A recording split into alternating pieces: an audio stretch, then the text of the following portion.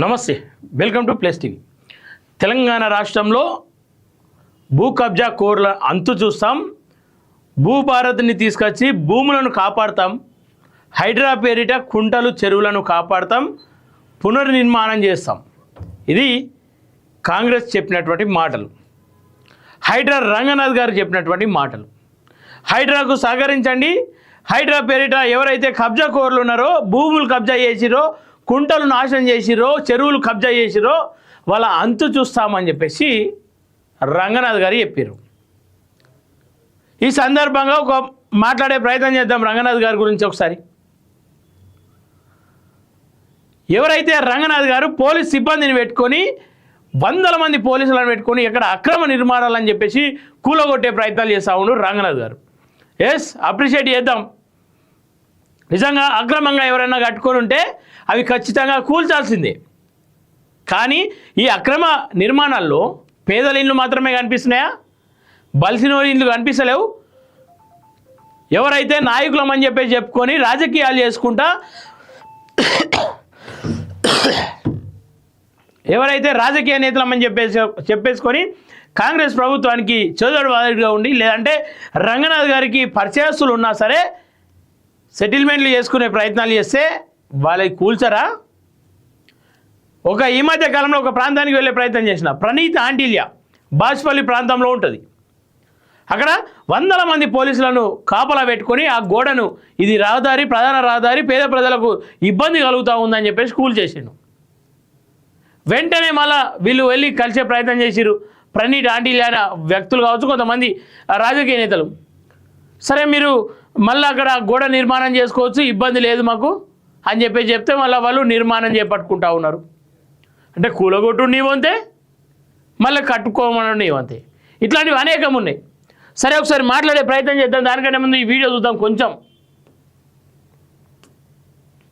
ఇక్కడికి వచ్చినాయి. సో వీళ్ళంతా ఈ vertex Varma and KL Kichanna గారి లక్ష్మారెడ్డి బాధితులు. వీళ్ళంతా మనం రాగానే ఇక్కడికి వీళ్ళంతా రావడం జరిగింది. నేను మొన్ననే చెప్పిన, మళ్ళీ ఆ ప్రాంతానికి వెళ్తా ఖచ్చితంగా. నేను ఒక్కరిని రావడం ఎందుకు అని అందరికి తెలియడం కోసమని వీళ్ళందరితో పాటు నేను కూడా ఇక్కడికి రావడం జరిగింది. సో అందరూ వెళ్దాం ఇక్కడికి, ఒకసారి వాస్తవాలు ప్రజలకు తెలియాల్సిన అవసరం ఉంది అని అనడంతో నేను ఇక్కడికి వీళ్ళందరితో పాటు వచ్చాను. సో వీళ్ళకి సంబంధించిన దళితుల భూమి నేను చెప్పిన కదా, ఈ వీడియో చేసిన తర్వాత ఒక 25 ఎకరాల్లో ఏదైతే ఎంఆర్ఓ వచ్చి బోర్డులు పెట్టిండని, ఆ 25 ఎకరాలు కూడా సరిగ్గా చెక్ చేయకుండా ఎంతో కొంత వర్టెక్స్ భూముల్లో వర్టెక్స్ కబ్జా చేసిన భూముల్లో బోర్డులు పెట్టి, మిగతా పట్టా లావుని పట్టా భూముల్లో వాళ్ళకి ఇబ్బంది కలిగించేలా యాక్షన్ తీసుకున్నారు. సో వాళ్ళంతా రోడ్డు మీద పడ్డారు. ఇప్పుడు సో ఈ దళిత కుటుంబాలు కూడా వీళ్ళ దాదాపు ఒక 10ల సంఖ్యలో ఫ్యామిలీలు మళ్ళీ రేపో ఎల్లుండో మళ్ళీ ఇదే ప్రాంతంలోకి మేము రాబోతున్నాం. అయితే విషయం ఏంటంటే, vertex district and vertex Virat పేరుతో, వర్టెక్స్ ఫ్లోరంజా పేరుతో ఈ కన్స్ట్రక్షన్ జరుగుతున్నాయి. ఇది రెరా పర్మిషను, దొంగ పర్మిషన్లు ఇవన్నీ.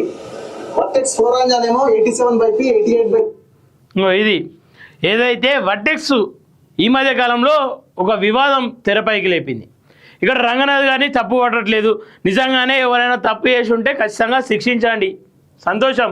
తప్పు చేసిన వాళ్ళు ఎవరైనా సరే, అది ఇంక్లూడింగ్ మీ ఆల్సో, తప్పు లేదు. కానీ తప్పు చేయకుండానే బురద జల్లే ప్రయత్నం చేసుకుంటా, ఇబ్బంది పెట్టే ప్రయత్నాలు చేసి ఎవరైతే ఈ మధ్య కాలంలో హైడ్రా చేస్తున్నటువంటి తప్పిదాలను బలంగా ఎత్తి చూపుతూ ఉన్నాడు రగన్న.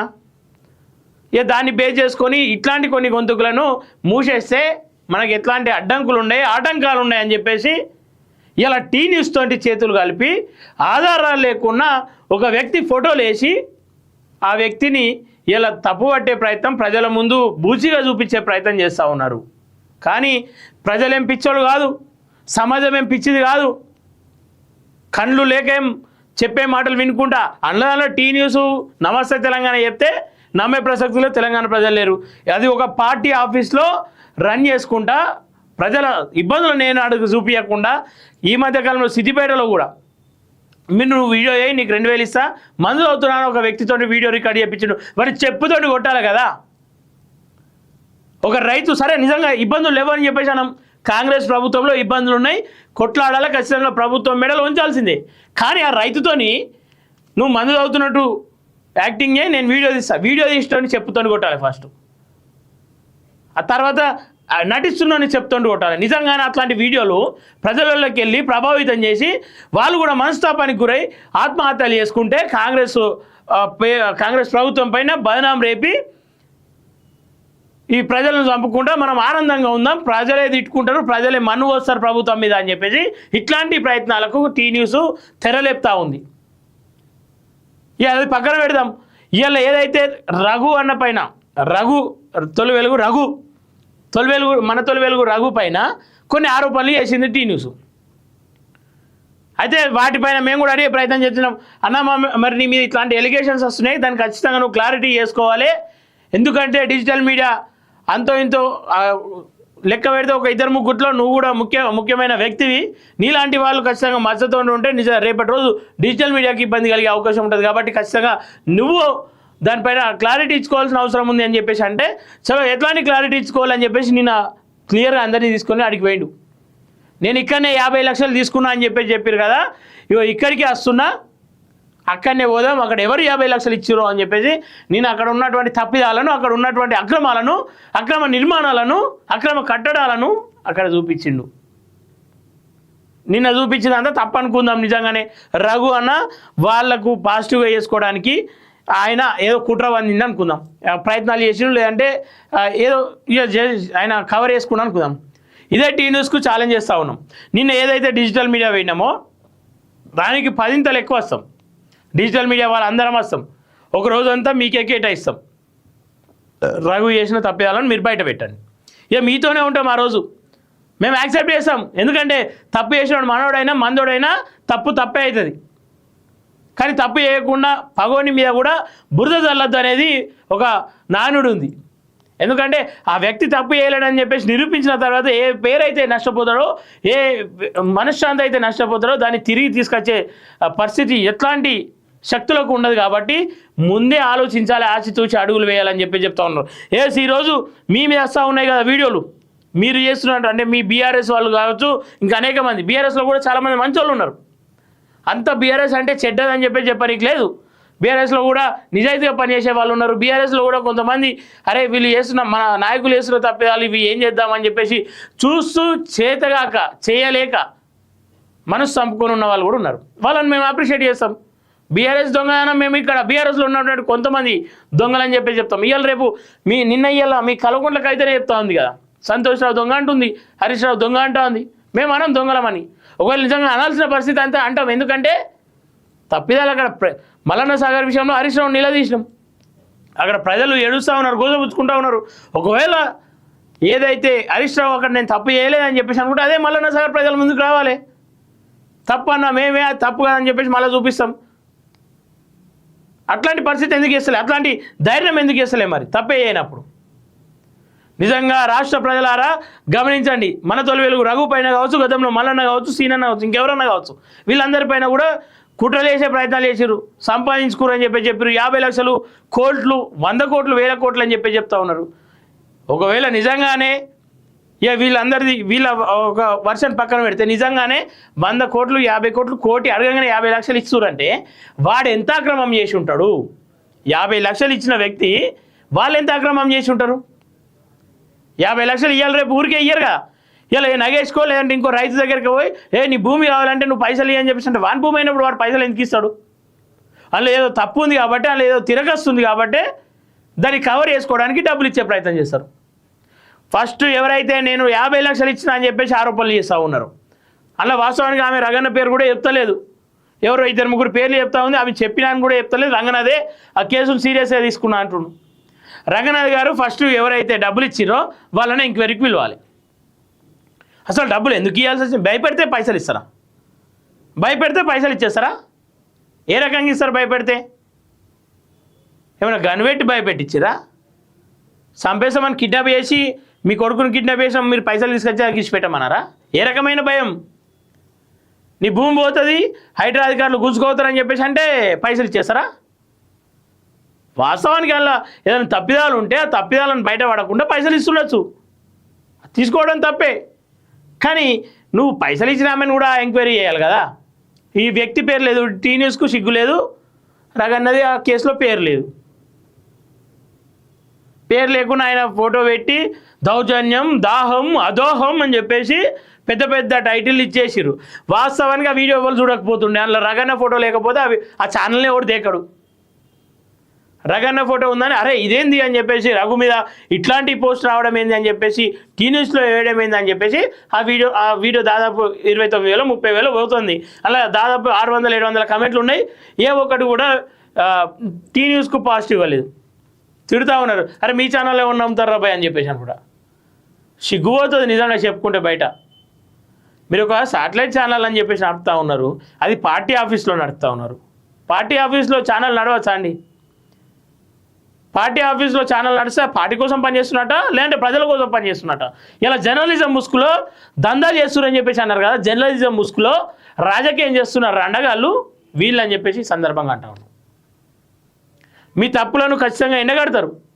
ఒకవేళ నిజంగా ఇదే టీ న్యూస్ తప్పేయలేదు వాస్తవమైన వార్త అంటే చలో మాకు కాంటాక్ట్ కాండి, లేదంటే మీరు చెప్పండి, మీరు ఒక మెసేజ్ ఫార్వర్డ్ చేయండి, మేము ఈరోజు రఘు మీద చేసిన వార్తను మేము నిరూపించడానికి వెళ్తున్నాం, డిజిటల్ మీడియా రావాలని చెప్పేసి అంటే అందరం వస్తాం కట్టకట్టుకొని. ఎందుకంటే రగన్ మాకు సుట్టపోడు కాదు, రగన్న వ్యక్తి మంచోడు కాబట్టి వ్యక్తిత్వం మంచిది కాబట్టి అన్న అనొస్తుంది, వ్యక్తి మంచోడు కాకపోతే గాడు అనొస్తుంది.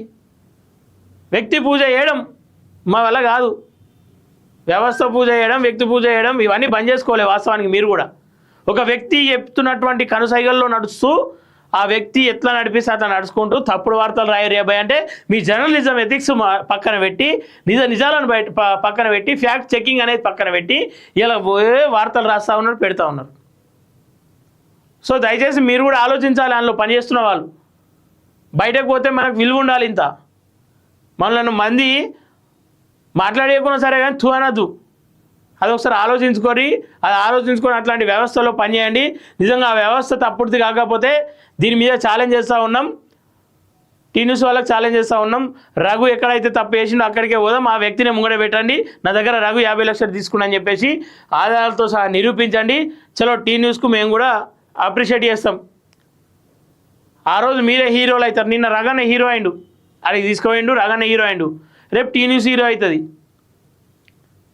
ఎప్పుడో డేట్ ప్రకటించండి, చెప్పండి, లేదంటే క్షమాపణ చెప్పి ఇంకోసారి ఇట్లాంటి తప్పుడు వార్తలు చేయం. తెలంగాణ సమాజమా మమ్మల్ని క్షమించండి, ఇక మేము పార్టీ ఆఫీస్ నుండి కూడా చేంజ్ అవుతా ఉన్నాం, మేము ప్రజల కోసం పనిచేస్తాం అని చెప్పి తప్పును ఒప్పుకొని అమరవీరుల స్తూపం దగ్గరికి వచ్చి ఇక మళ్ళీ నూతన అధ్యాయాన్ని మొదలుపెట్టండి. మీరు ఫౌండర్ రోలన్నా కావచ్చు, చైర్మన్ రోలన్నా కావచ్చు, దానికి కానీ ప్రయత్నం చేయండి. అట్లీస్ట్ ఇజ్జత్ కోసమైనా బతుకుదాం. నిజంతో పూర్తిగా నిజం మాట్లాడుకున్నాం కొంచెమన్నా. ఇలా సమస్యలు తెలంగాణలో ఉన్న సమస్యలన్నీ చూపిస్తూ ఉన్నారు, సంతోషం. కానీ గతంలో చూపిస్తే ఇంకా సంతోషించే వాళ్ళం. తెలంగాణ పేరు పెట్టుకొని, తెలంగాణ అస్తిత్వం పేరు పెట్టుకొని తెలంగాణ అస్తిత్వాన్ని దెబ్బతీసే ప్రయత్నాలు చేస్తూ ఉన్నారు. ఇక మానుకుంటే మంచిది, లేకపోతే మీకే మీ కర్మకు వదిలేస్తున్నాం, ఇబ్బందులు పడే పరిస్థితి వస్తుంది. ఇక టీ న్యూస్ మరోసారి మనం ఏమంటారు, ఇక కేసీఆర్ పాపం మొన్న ఓడిపోవడానికి కారణం మీలాంటి తప్పుడు వార్తలే. ఆయన ఏదైతే కేసీఆర్ వద్ద దాకా నిజాలను తీసుకెళ్ళలేరు, ఆయన చేస్తుండేనేమో పాపం. ఆయన దగ్గరికి నిజాలు తీసుకోకుండా ఆ సంతోష్రావు అడ్డు ఇప్పుడు కవిత చెప్తుంది కదా, సంతోష్రావు అడ్డు కట్టేసిండు, వాళ్ళు అడ్డు కట్టేసారు, వీళ్ళు అడ్డు కట్టేసారు అని. వాస్తవమేమో నమ్మాల్సి వస్తుంది ఇట్లాంటి వార్తలు చూసినప్పుడు. ఎందుకంటే ఆడు ఉంటాడు హ్యాపీరావు, ఆయన చూపించిందే నిజమే. ఇక జోకుడు, ఆయనకు జోకుడు కావన్నాయి. ఇక మంచి ఏదైనా లేపిన వార్తలు ఉంటే చూపిస్తాడు, వాళ్ళకి 10-11 ఇచ్చిన అని చెప్తాడు. ఈయన తింటాడు, 5 వాళ్ళకి ఇస్తాడు. ఇట్లాంటి సందర్భాలు కనిపిస్తూ ఉంటాయి. ఇప్పుడైనా నిజాలు తీసుకెళ్ళండి, నిజాలను మాట్లాడండి. బీఆర్ఎస్ ప్రభుత్వానికి కావచ్చు, తెలంగాణ ప్రజలు కావచ్చు ఉపయోగపడండి, మార్పు తీసుకురండి, మంచి చేయండి. అందరూ నెత్తి మీద ఎత్తుకుంటారు మిమ్మల్ని. సో దయచేసి తెలంగాణ ప్రజలారా మీరు కూడా నిజాలను గమనించే ప్రయత్నం చేయండి. ఇట్లాంటి వార్తలు వచ్చినప్పుడు దాన్ని ఖండించే ప్రయత్నం కూడా చేయాలి. ఒకవేళ ఖండించకుండా దాన్ని ఫ్యాక్ట్ చెకింగ్ అన్నా చేసుకునే ప్రయత్నం చేసి ముందుకు సాగితే బాగుంటుందని చెప్పేసి ఈ సందర్భంగా కోరుకుంటూ బీఆర్ఎస్ నాయకులు కూడా ఆలోచించండి. బురద జల్లే ప్రయత్నాలు చేస్తూ ఉన్నారు. అట్లాంటివి చేసినప్పుడు మీ మీద కూడా రేపు ఆ బురద పడే అవకాశం ఉంటుంది. సో అంటే మీడియా మీకు ఒక్కరికే లేదు, అందరికీ ఉంది, అది ఆలోచించండి. ఇవాళ రేపు శాటిలైట్కు రోజులు దగ్గర పడే, మొత్తం డిజిటల్ యుగం అయిపోయింది, సోషల్ మీడియా యుగం అయిపోయింది.